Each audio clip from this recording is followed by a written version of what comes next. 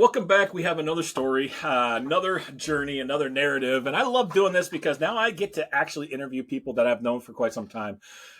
Quite frankly, Neil, I don't recall when we met. I just seems like you've always been there. So it's been years, but I don't know if it's 2 years, 5 years, 10 years. It's just you've always been there. So this will be good. This will be fun to kind of hear a little bit of background story. But let's get started with what we're having. So first of all, thanks for excuse me, thanks for being on. Thanks for taking the time with us. My pleasure. And then the second part of this, and this is where we always get started, which is a lot of fun. We just meet in an elevator. You got 30 seconds. Who is Neil? Not what does Neil do, but who is Neil? Who is Neil? I am a father of 4 daughters. I homestead out here in the country, raising animals and dealing with them, raising children and dealing with them. And we take care of our property. We've spent the last couple of days digging holes for roses as my wife's act of service is our love is language is active service. I dug 6 different rose holes and put in 6 new roses on top of the probably 150 we already have out here. In that, we homeschool our kids. So it's been a purpose of our life for since they were raised to go to school and started homeschooling them. Wife CEOs kind of the house around that. I let her do what she wants to do. And I chime in on the things that I'm smart about and things I want to talk about. That adds context to the way they're growing. And she really leads that. So I'm a father and I'm a husband. I'm a faith believer. I do podcasts and business work from home and have done that for the last 17 years. So I have, defined my life, I guess, as the purpose of growing my family first, dedicating my life to my family and the outcome of that. And then business or other things come second to that. So when people talk about putting their family first, I believe that my example is that I really have put my family first, above things of the world, above accolades and above outcomes. I've literally not traveled away from my family for more than like 5 or 7 times in 17 years and never for more than like 2 to 3 days at the max. And so I just have been a proponent of what my legacy would be. And that's instilling values into my children and having them become the best versions of themselves.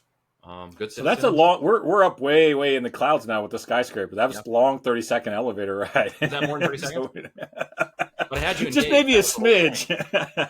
That was the whole point, but you were engaged. So time is not relative when it comes down to it. No, that's what I love. I mean, I love what you've been doing, and I have been watching, and I that's one of the reasons why I asked you to be on here is because I know that there's a lot of purpose in your life. So let's get started with this aspect, and this is where we always start, is the whole component of what was your narrative as you grew up. What was some of the things that you were led to believe life was going to be like, or that you thought was going to happen? Let's start back there and just kind of see what you adopted, and then we'll see how things transitioned. Well, once upon a time, how do we start this story off? Back in the day, my dad's a hardworking guy. My mom was a stay-at-home mom, if you will, a homemaker. And so our family, while I went to public school, we were a slightly different family than the rest of the families around us. Dad was, a hardworking blue collar guy, went to the Navy when he was 18 and did 2 tours in Vietnam in the Navy, became a mechanic, a boilerman. And then, I think he didn't even graduate from high school, if I'm not mistaken. And so he, was just a hardworking guy, blue collar, get under, change the oil, do everything, gruff, scruff kind of guy. Knew him as a Navy man. He's still alive. He's 82. And anything I'll say to you right now, I would say in front of him. He's a very loving, caring man now. And he treats my children very differently than I was treated as a child. Because he worked for 5 days and 6 days a week. I saw him for maybe 1 to 2 days. He worked swing shift a lot on a graveyard due to his seniority at that time. And so I didn't see him a lot. Between the time I was growing up, he'd be gone, or I would see him before, he left for the evening at dinner, maybe for an hour or 2, and then he was gone. And then I'd see him on the weekends, and then we'd do things together. But it was kind of that relationship. I knew my dad on the weekends. And so our weekend dad, I guess, is the best way to call that. During the rest of the week, I was in school or doing other things, and I barely saw him. Until he got in later high school and stuff, he started to change shifts, and his career changed just a little bit. He got seniority, and he worked at a manufacturing company there in Southern Oregon and did that for almost 30 years until he retired at 63. He took a little early retirement. From that to go out. But my dad was older when he married my mom. They're about 12 years difference in age. And so he was in his early 30s when he met my mom. So had a lot of life and experience and kind of the way he kind of did things. As growing up with a kid, though, because money had always kind of been scarce in his life, and therefore, he knew how to provide. And I never went without food or clothing or the necessary things in life, but I never had a little more than. There was never something discretionary. So the word money in my life as a kid and a teenager was a 4-letter word. You just didn't say it in a house. It was disrespectful to Dad.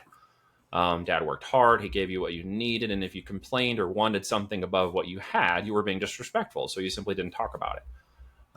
If you wanted something, you had to wait to get it.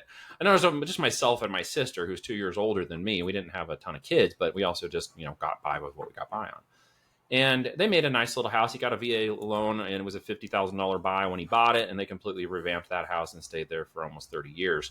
I grew up and was raised in that house in Oregon, and they sold it about 15 years ago or so. And so the end result was I grew up in that cul-de-sac. I grew up with the local kids, and they were all hardworking families and blue collar, and we'd play in the street and have fun. It was pre-internet, and kids went outside, and we weren't supposed to be seen until dusk, and we just went all over the place and rode our bikes down to the city and did all this stuff I'd love my kids to do now, but just nobody really feels as safe doing it anymore, unfortunately. And that was the way we grew up in Southern Oregon.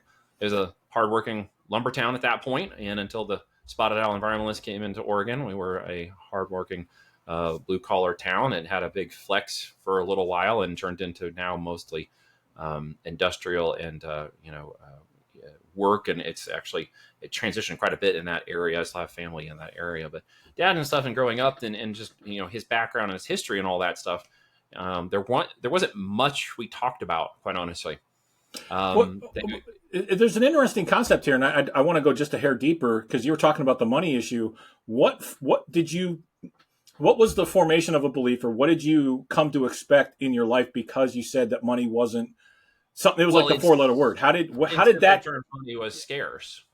It's something that everybody else had that we don't have, and it was never really explained how I could get it or other things that I could do. So I sort of just kind of came up with things on my own.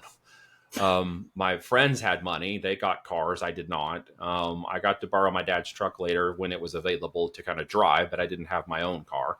I never had my car through high school. And so I'd always ride the bus or do other things. Right. So money and scarcity, and always in a mindset of conversation, was always about what we don't have and what you can't get. So that was an impounded belief in my mind. But personally, I rejected that. Maybe because I was just a stubborn kid, not because I had any particular reason. And it certainly wasn't television and social media to influence me. I just ingrained knew that wasn't right. It just had I would refer to it now as sort of a spirit check. I just knew that wasn't right. That couldn't be all there is. There is more to this. I see it. I don't know how to get access to it. I visually can represent it by where I'm at and where I'm going. And so where we grew up and why we, and we had that conversations, there was the aspect of town that we lived in. You would either go off to a different location to go to school, or you would go to the localized school in that area. And then there was the other side of town on the east side, where the doctor's kids went. And then there was the other school, and the junior high and the high school had a very different group of people. My parents made the decision to start sending us to that school instead of sending us to the ones that were more localized to our little town there. And so then I was going to school with people who had money.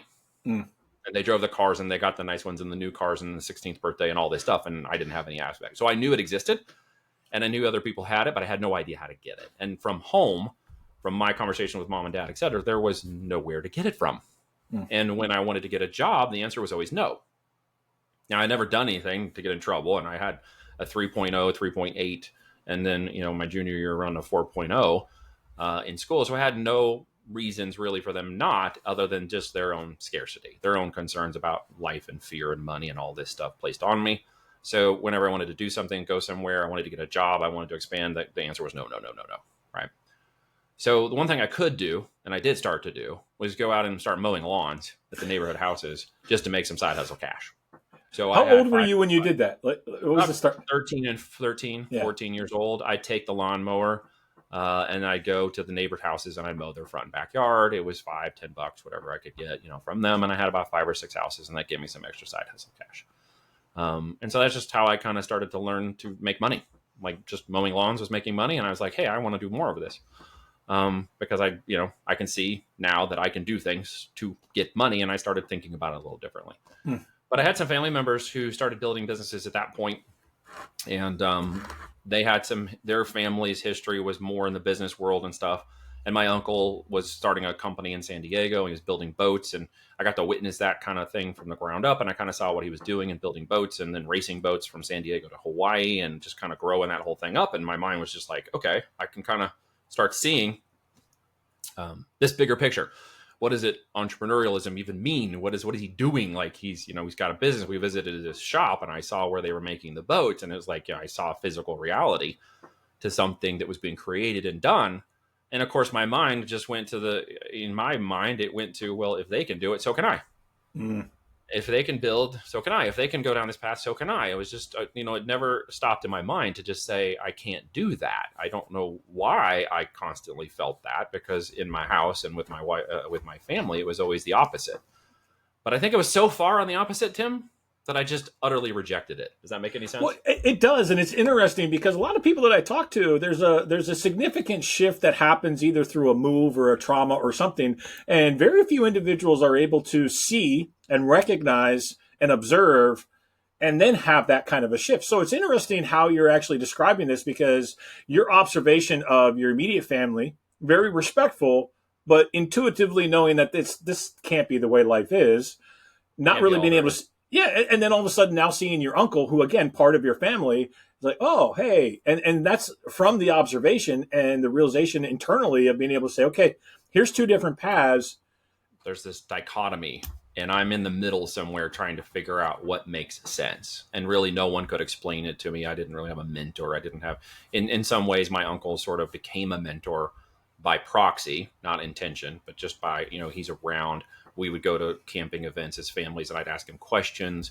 As he got a little older, I would communicate with him to just kind of understand his thought processes and the way he thought of things. And having a conversation with him was always very like, just shut up and listen. Like, I don't understand everything you're saying, but I'm just listening. By the time I got to 18, I didn't know another path to take. But by the time I got to 18, personally, I knew that the military was one way I could get out of all that. And I'd always had that vision of, going off and doing things bigger and greater. I just knew it. I kept the dream alive of something larger. I know we dream as children about being a fighter pilot, a firefighter, or a space astronaut or whatever. And then life gets in the way and we lose those dreams, right? But I hung on to that one. And while I was still doing good in high school, my intention with high school was just to get through it so that I could go be a fighter pilot. That was all I was focused on. I was going to go to the Air Force and be a fighter pilot. I knew I could get in the military, I could get away from it, and I could go something really cool. So I never lost that vision. So when the time got down through senior year, I'd never applied for anything. I didn't really pay attention to any of the counselors. I really didn't care. I didn't go down the college route. I wasn't filling out applications or nothing. I was going to the military. So by the first semester ending and coming into the second semester, the final. Let me pause you because I'm really curious. So did your uncle influence that aspect of you going into the military, or was that just something? My own stubborn nature that led me into many troubles later on we can maybe talk about, where I failed big in those and then learned how to become what I am today through those massive failures. And by massive failures, I mean completely restarting my life over from zero. So no, he did not. Not till later on in my 20s that he then impact my thinking about business in our later conversations. So prior to that, I was about getting out. At 18, I'm gone. The military can pay for things. I don't know where else to go. I certainly don't want to go to college because I have no interest in going that route. And so I went and applied, and I was rejected.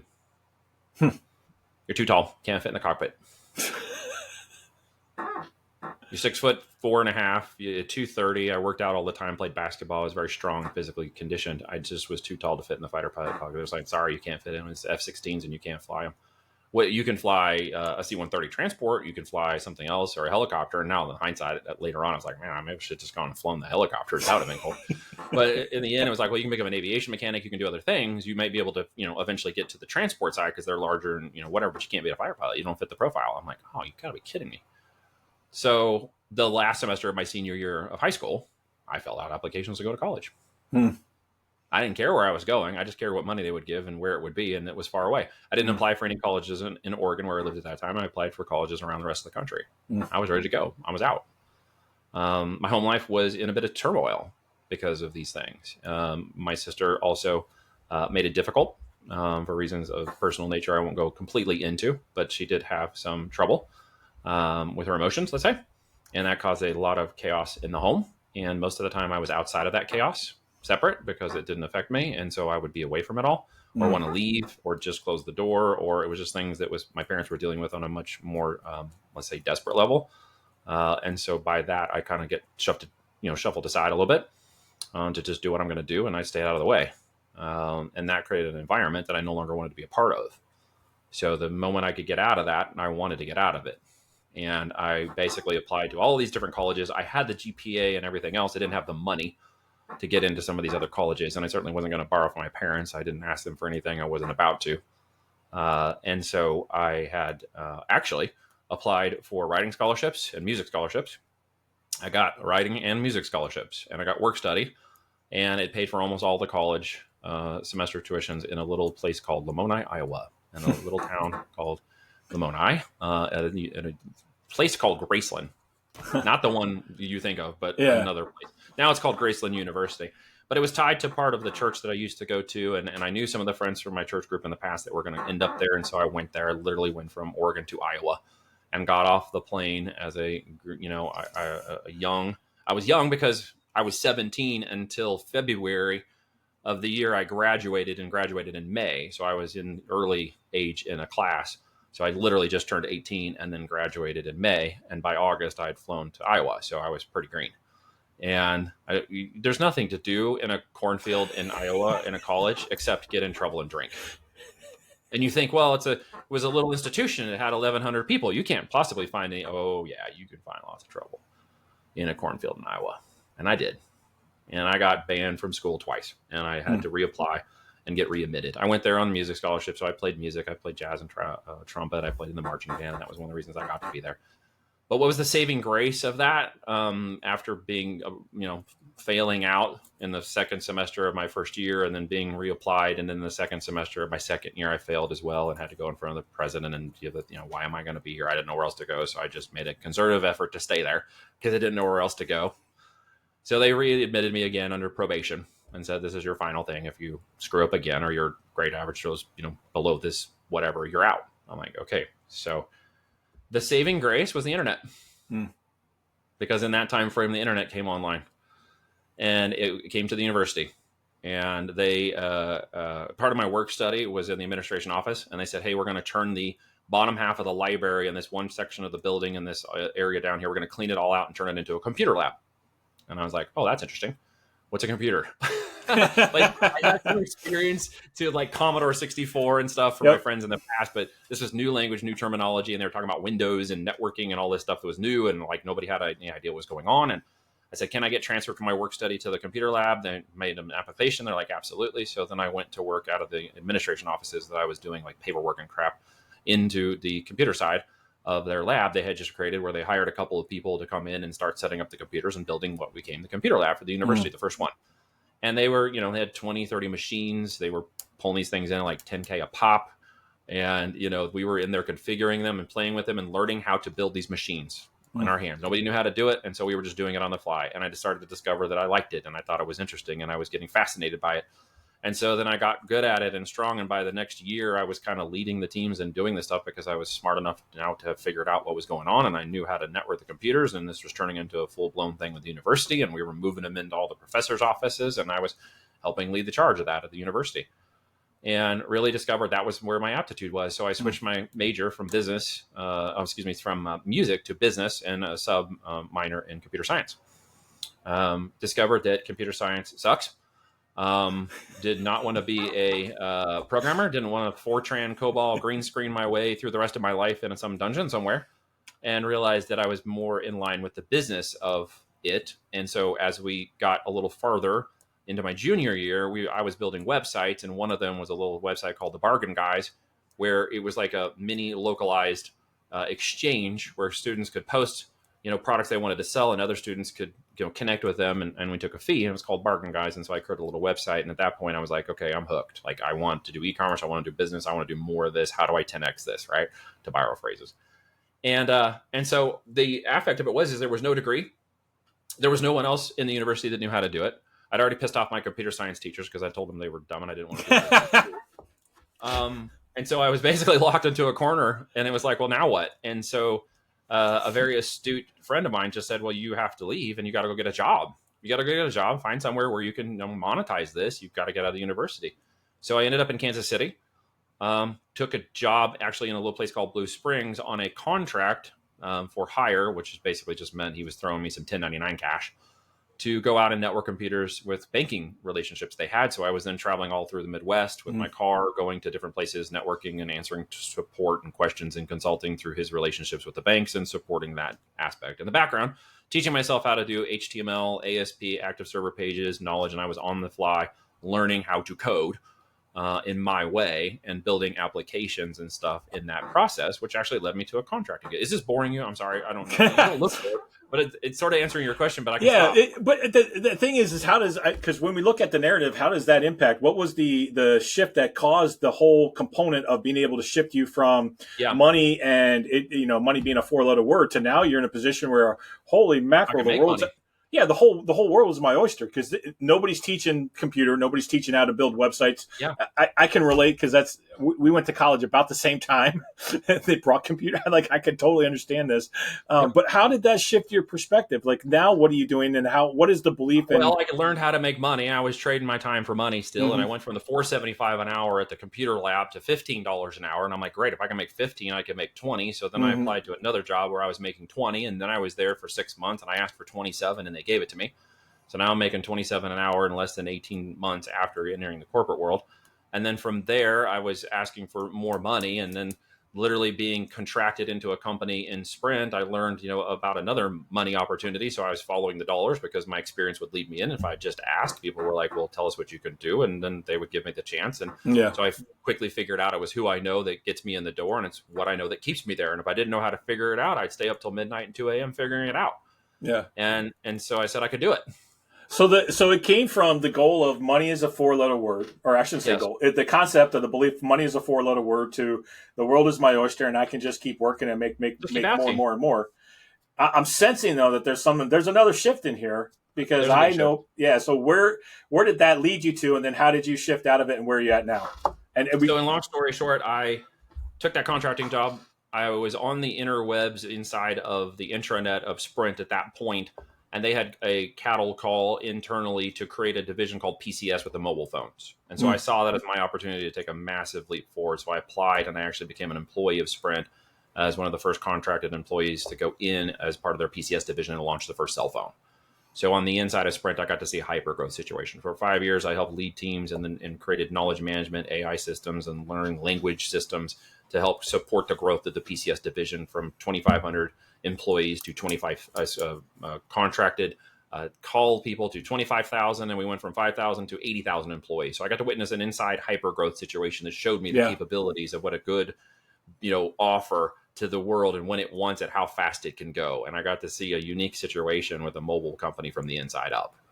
And we built systems, and it grew huge, and they made more campuses and built bigger buildings. And I got to see that whole thing come from a rented building we were in when we started to the huge campus they've built out there in Sprint in Kansas City. Got to be a part of that. So then I worked for a team, and IBM came in and ran a project to help Sprint kind of expand its goals and get its at work. They brought in like 400 consultants from IBM. Following again, I finally learned who it's who it is, gets you in, and what keeps you there. Where's the crash at? Where's the crash? The crash comes right after that because I had discovered during that time frame I sort of neglected the lady that I got married to, and the person who I was supposed to be building a life with, and she sort of went off and started building her own life without me while we were married. And so the crash came right after I got into IBM. And she decided to leave me for another man that she had been seeing and met from an online game. And so my whole relationship and my world started to crash after that. and went through a very nasty divorce. Turns out she had held 2 names, 2 backgrounds, 2 identities, 2 credit cards, 2 separate complete identities. Wow. And I was divorcing one person in the first 6 months, and then discovered in front of the judge that I had to divorce the second person. And so for another 6 months, they had to redo the entire divorce. Wow. So my life crumbled. Everything fell apart. Everything became about scarcity again. And now I'm heaped with debt. I have nothing. We had to sell the house and the cars. I got all the debt to get out of it. I handed her everything and walked out with a car I didn't own, licenses that were expired, a few, personal things in the back of the car, and nothing again. So I completely crashed to zero and started over again. Yeah, so with mounds of debt. Yeah. So in looking at that, I kind of sensed that was coming in regards to lots of times people, they talk about chasing success as defined by the money and the prestige and the positions, and the identity comes from where our title is and whatever. Correct. So now everything is just crashed, and you're at a position of saying, how am I going to rebuild my life? Where do you start? What's the foundation? What are the actions to rebuild? So at that point, I needed to keep moving. And so with nothing left in the world except my car and a suitcase, IBM was traveling me. So I applied for positions in IBM within my group that allowed more travel. So I simply didn't have to be anywhere. So I would be traveling every week. And I lived out of my suitcase, and I became a road warrior for about a year. And I needed that time to reshift and refocus and regroup and regain purpose, regain confidence, and kind of self-analyze all the things that I was doing incorrectly that caused a lot of this to happen. I had to go through a confidence breaking moment. I had to go through a financial breaking moment. I had to rebuild that person into something new. And during the almost 5 years I was at IBM, that was my opportunity to do that. So I took it. And between my laptop and cell phone, I became a road warrior. So I understood what it meant to actually do business, operate business, and run business remotely, which gave me great insights into no longer the corporate life, but more of the flexibility of life and management and my own time and credit cards and travel and all the things that balanced around the work life aspect of that. So it became very easy for me in 2007 when IBM said, hey, we're moving your division to Argentina, or we're giving you early retirement. I'm like, I'm out. I can laptop, cell phone, build a business. I can do what I'm doing, and I can do it without you. Yeah. So it took about 5 years for that to translate backwards into a different person who saw life differently. I saw the purpose over the profit, and that changed dramatically. Changed relationships, changed my relationship with my parents. In the process, I was then ready to actually accept love and relationships and not be an angry, mad, post-divorce guy who wanted to blame her for everything. And how could she do all this to me? To the guy who didn't finally recognize and acknowledge all the things he had did wrong and the reasons why it sort of led to some of that path. I take my responsibility in that. That's was a big win and forgiveness over that. And then met a lovely lady that kind of fit into all of that. And it was the right person for the right time and the right place. And I need to point something out here because I think this is really important. As you just mentioned, and I'm asking as well as possibly observing, you said it took you 5 years to transition, to become somebody new. Correct. So when you look at that, which is really amazing, so many people want to have that transition instantaneous, and they think, well, if I just take 30 days or 60 days, I'm going to be all better and I can fix this or I can heal from that. But I know from my own experiences, it takes years sometimes to kind of come through and reform, remake, whatever you want to call it, to yourself. And so when you're looking at that, I'm sure that there was some tough times, but what would you say is the greatest lesson that you learned through that 5 years to be able to come out on the other side and say, this is who I want to be? I started seeing time differently. Time to me at that point, and to a lot of people, has to have a specific beginning and a specific end. And I started to see time as an infinite level of abundance. Time, the one thing you can't buy more of or get more back. The time that we choose to prioritize above certain things than others. I started to reprioritize what meant to me to be more important than the things I was previously going after. And so I never set a timeline during that. And what I come to realize that time frame was the time in which I was mourning and going through a normalized process, similar to like a process of dying, okay, and reconciling the death process, whatever that be. If it's a person, in this instance, it was more of a relationship, a history, what I wanted, who I was, and what I was going to become. I had to die to all of that. And in the process of dying to all of that, I had to go through the stages of grief and acceptance and anger and all of the different transformations. And it's going to take whatever time it was going to take. I never set a limit on it. All I know is I look back now and realize it took me 5 years. to do that. I did not say it has to be done in this amount of time frame and I expect this outcome. What I was I no longer want these things, and I'm going to let these things occur as they're going to occur in time. Not my will anymore, but the will of a plan, and surrendered to that. Right. And that for me personally became a faith level experience. Right. And in that faith, I went on a different journey, because the guy who was previous was not really in faith at that point, not really surrendering, not really trusting. He was the one that was in control. He had the answers. He had the timelines. He had the things that had to occur. He had the control. And in actuality, that was all an illusion. And it was all pulled out from underneath him. And so when I woke up to that, I realized I don't control any of those things. I can only control who I am. I can't control the rest of those. So time will become what it's going to become. Right. And everybody wants something faster because they're operating in scarcity. I know what that means. Everybody wants something faster because they need it to change sooner, whether it's a relationship, whether it's money, whether it's a job, whether it's whatever condition they're looking at. They need it to change. They feel like they've been waiting forever. And like little children who understand time like this, if we stop and understand time like an adult, when you tell a child, no, you can't have that cookie, you can have it tomorrow. For the adult, they're like, hey, that's tomorrow, no big deal. We'll go through the rest of the day. I won't even remember. Tomorrow comes. For the kid, it might feel like a century. And we as adults still act like kids in our mind when it comes to time. We want that cookie, and we can't wait till tomorrow because it feels like an eternity. And so I started to learn what real patience meant. Real patience translated into perseverance. Wow. And I look up and realize now it's been 17 years. And it has taken the time it's going to take. But out of the aspect of where I am now, and one other major failure that I got into in that process that really, really challenged me, and that was going bankrupt in a process where I leveraged too much trust and abundance into some other people who turned out to be not trustworthy. Whatever. That's life. Okay, big deal. Does that mean I stopped trusting people? No, it just means I put different qualifications on levels of trust and verify. That's a learning experience. Yeah. But I had to go through that experience, and I had to get zeroed out one more time where I had nothing. And I honestly know that I was being tested to accept and train myself to look at something very different, Tim. And that was, if I put other people's purpose above my own, truly in my heart, through my actions and not just my words, I will receive abundance as a gift in return.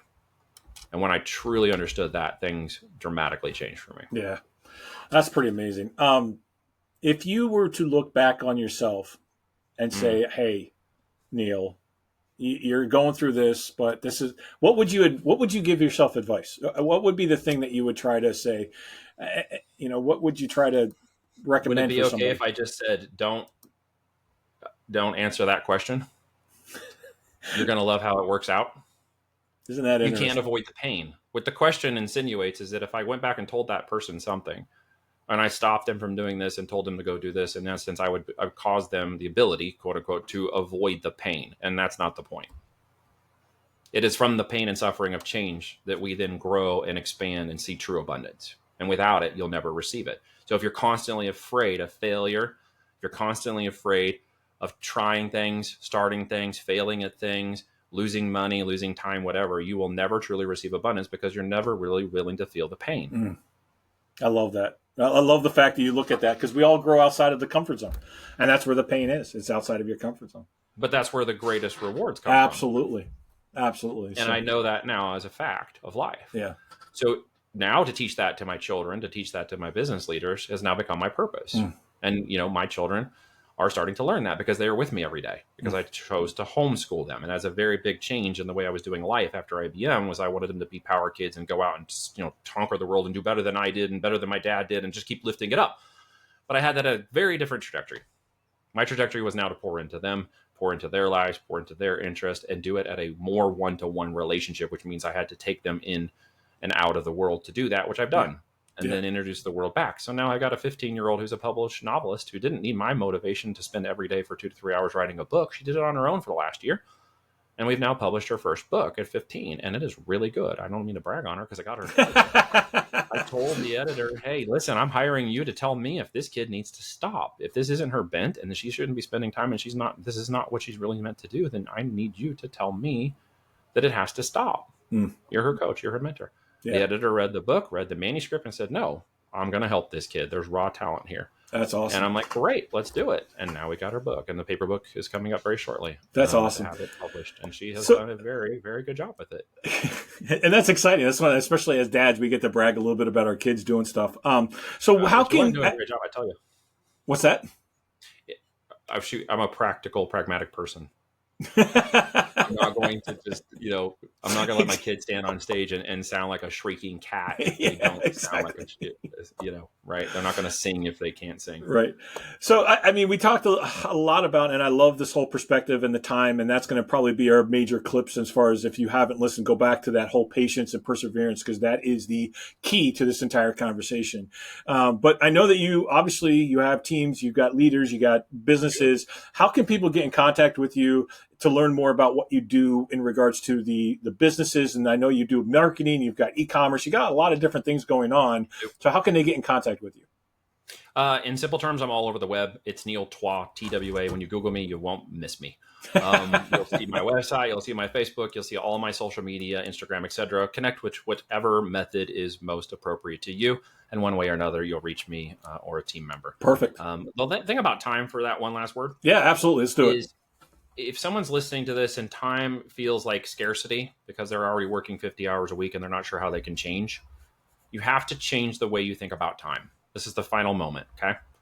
Time is something that you choose to use, meaning you choose the priority for your time. Are there outcomes from your choices? Absolutely. If you choose to reprioritize your time, it could impact your job. It could impact other things, but time is there for you. You all have it. It is your choice whether or not you choose to change it. Therefore, you need to prioritize. It's not that you don't have the time, it's that you're not properly prioritizing it. And here's what I tell people when they think about it, especially those of you with kids. Would you go to your kid and instead of say, son, I don't have the time to play or go to your soccer game because I have to go to this business, versus the real truth? And would you stand there and tell them, you're not a priority, your game is not a priority, my priority is to go over here and deal with these other people? Would you tell your kids that to their face? And if you can, maybe you shouldn't be a parent, sorry. But if you can't, and you have a heart of a parent, then you would never say that to your child. You are not a priority. This is a bigger priority. Because that's what you're saying in essence. And until you can recognize that's what you're actually saying, then you will start to change the way you say things. You will no longer say, I don't have the time. You will simply say, it is not a priority. And just be careful who you're saying it to. That's beautiful. Perfect. Well, again, thanks for showing up. I'm not even going to add anything to that because that's mic drop. But those that are listening, connect with Neil. I highly recommend. He does a lot of great posts and published, and he's got a lot of different things out there that I follow. So I highly recommend that. We'll have some stuff in the notes. But until next time, until the next story comes out, keep writing, crafting your journey, because every journey, every story is important.